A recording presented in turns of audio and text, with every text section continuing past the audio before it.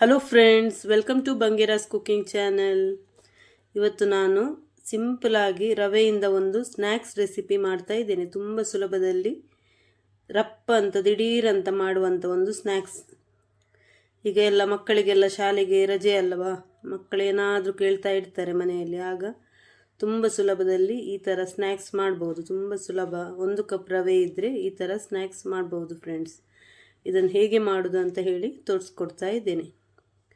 ನನ್ನ ಚಾನಲನ್ನು ಇನ್ನೂ ಸಬ್ಸ್ಕ್ರೈಬ್ ಮಾಡದೆ ನೋಡ್ತಿದ್ರೆ ಸಬ್ಸ್ಕ್ರೈಬ್ ಮಾಡಿ ಫ್ರೆಂಡ್ಸ್. ಲೈಕ್ ಮಾಡಿ, ಶೇರ್ ಮಾಡಿ, ವಿಡಿಯೋವನ್ನು ಪೂರ್ತಿಯಾಗಿ ನೋಡಿ. ಹೇಗೆ ಮಾಡೋದಂತ ನೋಡುವ. ನೋಡಿ, ಮೊದಲಿಗೆ ನಾನು 1 ಕಪ್ಪಿನಷ್ಟು ರವೆ ತಗೊಂಡಿದ್ದೀನಿ. ಬಾಂಬೆ ರವೆ, ಚಿರೋಟಿ ರವೆ ಅಂತ ಹೇಳ್ತಾರಲ್ಲ ಅದು. ಮತ್ತು ಸ್ವಲ್ಪ ಅಡಿಗೆ ಸೋಡಾ ಹಾಕ್ತಾ ಇದ್ದೇನೆ. ಒಂದು ಅರ್ಧ ಸ್ಪೂನಷ್ಟು ಅಡಿಗೆ ಸೋಡಾ, ಒಂದು ಮೊಟ್ಟೆಯನ್ನು ಹಾಕ್ತಾ ಇದ್ದೇನೆ. ರುಚಿಗೆ ಬೇಕಾದಷ್ಟು ಉಪ್ಪು ಕೂಡ ಹಾಕ್ಕೊಂಡೆ ನಾನು.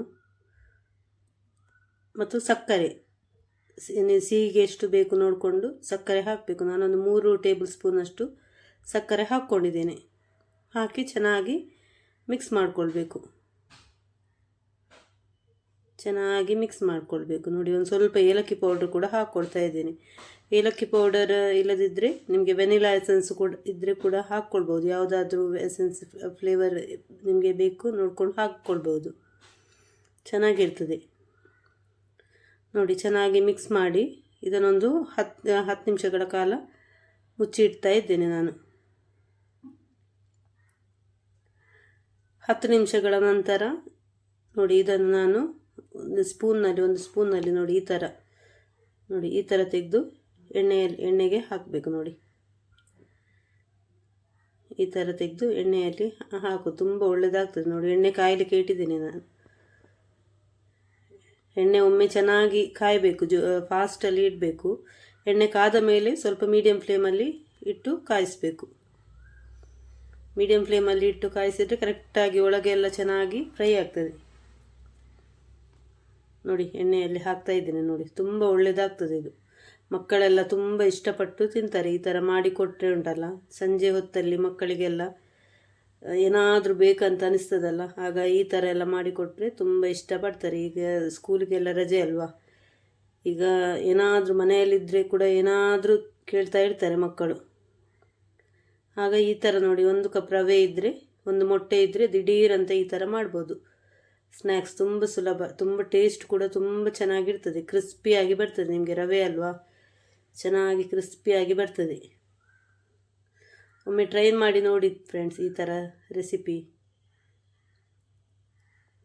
ತುಂಬ ಸುಲಭ ಉಂಟು. ಯಾರಿಗೆ ಕೂಡ ಮೊದಲು ಅಡಿಗೆ ಕಲಿಯುವವರಿಗೂ ಕೂಡ ಮಾಡ್ಬೋದು. ರಪ್ಪ ಅಂತ ಹೇಳಿ ಮಾಡ್ಬೋದು. ಒಂದು 5 ನಿಮಿಷದಲ್ಲಿ 10 ನಿಮಿಷದಲ್ಲಿ ಮಾಡಿ ಮುಗಿಸ್ಬೋದು. ಚೆನ್ನಾಗಿ ಮೀಡಿಯಂ ಫ್ಲೇಮಲ್ಲೇ ಫ್ರೈ ಆಗಬೇಕು. ನನ್ನ ಚಾನಲ್ನಲ್ಲಿ ಇನ್ನೂ ಒಳ್ಳೆ ರೆಸಿಪಿಗಳನ್ನೆಲ್ಲ ಹಾಕಿದ್ದೇನೆ ಫ್ರೆಂಡ್ಸ್. ನೋಡಿ, ಸಪೋರ್ಟ್ ಮಾಡಿ. ನೋಡಿ, ಇದೇ ಅಲ್ಲ, ಬೇರೆ ಕೂಡ ಒಳ್ಳೊಳ್ಳೆ ರೆಸಿಪಿಗಳನ್ನು ಎಲ್ಲ ಹಾಕಿದ್ದೇನೆ. ಮ್ಯಾಂಗ್ಳೂರ್ ಟ್ರೆಡಿಷ್ನಲ್ ರೆಸಿಪಿಗಳನ್ನೆಲ್ಲ ಹಾಕಿದ್ದೇನೆ. ನೋಡಿ, ಸಪೋರ್ಟ್ ಮಾಡಿ. ನೋಡಿ, ಚೆನ್ನಾಗಿ ಫ್ರೈ ಆಗಿದೆ. ಈಗ ತೆಗಿತಾ ಇದ್ದೇನೆ. ನೋಡಿ, ತುಂಬ ಸೂಪರಾಗಿ ಬಂದಿದೆ ಫ್ರೆಂಡ್ಸ್. ನೀವು ಮನೆಯಲ್ಲಿ ಟ್ರೈ ಮಾಡಿ ನೋಡಿ, ಹೇಗೆ ಆಗಿದೆ ಅಂತ ಹೇಳಿ ನನಗೆ ಕಮೆಂಟ್ ಮೂಲಕ ತಿಳಿಸಿ ಫ್ರೆಂಡ್ಸ್. Thank you friends.